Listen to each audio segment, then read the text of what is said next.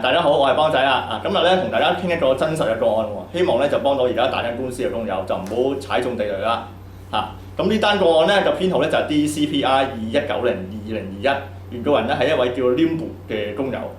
咁喺2018年9月開工嗰陣咧就發生意外受傷，之後咧佢就入稟呢個區域法院，追討呢個人身傷亡賠償啦。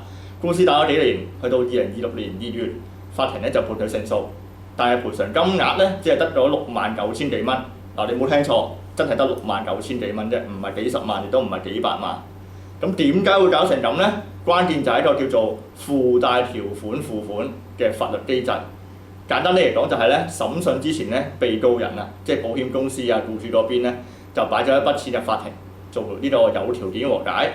咁咧，當工友拒絕咗之後咧，最後法庭判出嚟嘅賠償咧，少過呢筆有條件和解，即係少過呢筆入落法庭嘅錢咧，工友就要面臨好金嘅訴訟後果啦。咁喺呢單案入邊咧，被告人先後擺咗兩筆錢入法庭嘅，第一次擺咗12萬，第二次擺咗13萬，加埋25萬蚊。但係呢位工友唔接受喎，堅持打落去，最後法庭判出嚟咧，只係得69000幾蚊，遠遠少過擺入法庭咗25萬。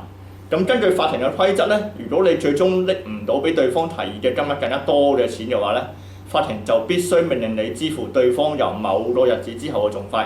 呢度冇得話係酌情嘅，係硬性規定嘅。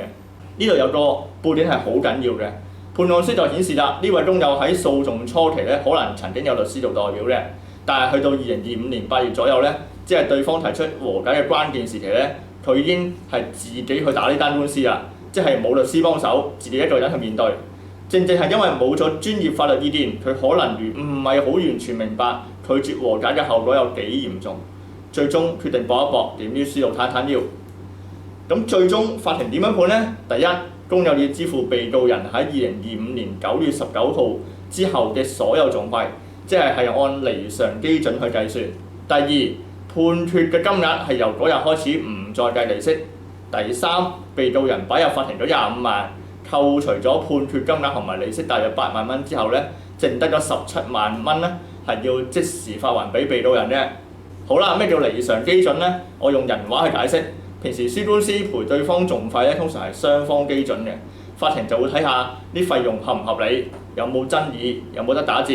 但係離償基準咧就嚴好多啦，即係話對方用咗幾多錢，法庭基本上會照單全收，逐項計算，計到足，唔會打折。簡單啲嚟講就係你輸咗就要俾晒對方嘅律師費，條數就好金㗎啦。好啦，咁最終呢位工友究竟有冇錢袋走先？嗱，咁我同你計條數啦。法庭判俾佢嘅賠償金連埋利息咧就大概8萬蚊。咁但係佢要支付被告人喺2025年9月19號之後嘅訟費。咁被告嗰邊咧就自己估算啦，淨係嗰段時間嘅大律師同埋呢啲事務律師嘅費用加埋已經超過28萬，8萬對沖翻28萬，咁即係仲爭20萬。咁而家法官將呢8萬蚊扣咗喺法庭，等評定咗訟費之後，直接用嚟找數，咁肯定唔夠啦。所以原告人咧最終要自己揞荷包找數啦。換句話講，呢位工友打完官司賠償冇咗，仲要欠債，呢個就係佢拒絕附帶條款付款，兼且冇律師幫手嘅慘痛經歷啦。咁呢單案件帶俾我哋好幾個深刻教訓嘅。第一就係、如果對方提出和解或者擺錢入法庭，千祈唔好因為一時意氣而拒絕，你要計清楚。如果最後判出嚟嘅數係少過對方入去法庭嘅數嘅話，你會輸訟費，分分鐘係得不償失。第二，如果唔熟悉法律程序嘅，一定要有專業人士幫手。呢位工友正正就喺關鍵時刻冇咗律師，自己一個人面對咁複雜嘅法律程序、法律文件，最終咧就判斷失誤啦。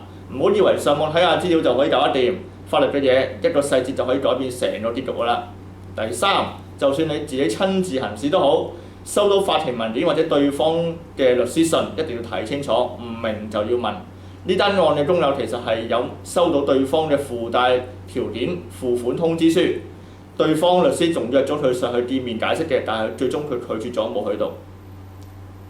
各位工友，打官司已經好辛苦㗎啦，又要忍受身體嘅痛，又要面對漫長嘅法律程序，我哋都好明白你哋嘅難處。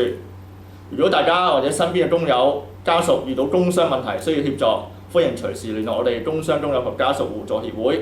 你哋可以致電我哋嘅熱線35909921或者 WhatsApp 68055867過嚟我哋呢度查詢，亦都可以瀏覽我哋嘅網站，了解更加多嘅工傷資訊。好多謝大家。